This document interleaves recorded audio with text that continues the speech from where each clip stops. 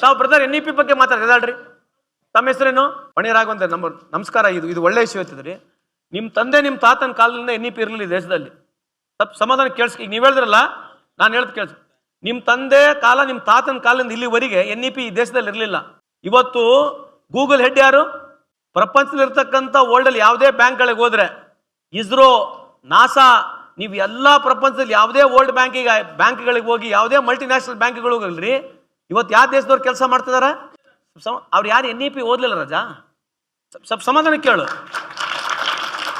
NEP ನಲ್ಲಿ BJP ideology ಇದೆ, ಅದಕ್ಕೆ ಹೇಳ್ತಿರೋದು. ನೀನ್ ಹೇಳಿ ಏನಿದೆ? ನಿನಗೆ ಗೊತ್ತಿಲ್ಲಲ್ಲ, ಅದಕ್ಕೆ ತೆಗ್ದಿರೋದು ನಾವು. ನೀನು ಅರ್ಥ ಮಾಡ್ಕೊಂಡ್ಮೇಲೆ ನನ್ನ ಹತ್ರ ಬಾ. ಮತ್ತೆ ಆಯ್ತು, ಒಂದ್ ನಿಮಿಷ ತಡಿ, ಉಲ್ಟಾ ಹೇಳ್ತೀನಿ. ಒಂದ್ ನಿಮಿಷ ತಡಿ ಮಲ್ಲಣ್ಣ, ಒಂದ್ ನಿಮಿಷ ಕುತ್ಕೋ. ಅವ್ನು ಮಾತಾಡ್ಲಿ. ಆಯ್ತು. ನಿನಗೆ ಡಿಫ್ರೆನ್ಸ್ ಗೊತ್ತಿಲ್ಲ ಅಂದ್ರೆ ಮತ್ತೆ ಅದ ಪರ ಯಾಕೆ ಮಾತಾಡ್ತೀನಿ ನೀನು? ಅದಕ್ಕೆ ಹೇಳ್ತಿದ್ದೆ, ಯಾಕೆ ಬಿಟ್ಟಿಲ್ಲ, ಯಾಕೆ ಓದಕ್ ಬಿಟ್ಟಿಲ್ಲ ಅಂತಂದ್ರೆ, ನಾವೇನು ಮಾರ್ಗದರ್ಶಿ ಮಾಡಿವಲ್ಲ, ಅದು ಓದ್ಕೊಂಡು ಎಲ್ಲ ಕಡೆ ಜನ ಹೋಗಿದ್ದಾರೆ. ಇದು ಓದಿದ್ರೆ ಕಮ್ಮಿ ಹೋಗ್ತಾರೆ ಅದಕ್ಕೆ ನಾವು ಹಳೆದೇ ಮಾಡಿರೋದು. ಅದು ವೆರಿ ಗುಡ್ ಕ್ವಶನ್.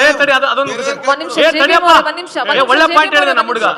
ನೋಡಪ್ಪ, ಈಗ ಎಲ್ಲಾ ಸರ್ಕಾರಗಳು ಬಂದಾಗ ಕೇಳಿ ಮಲ್ಲಣ್ಣ ಅಲ್ಲ, ಎಲ್ಲಾ ಸರ್ಕಾರಗಳು ಬಂದಾಗ ಅವರು ಕಾರ್ಯಕ್ರಮ ಮಾಡ್ತವೆ.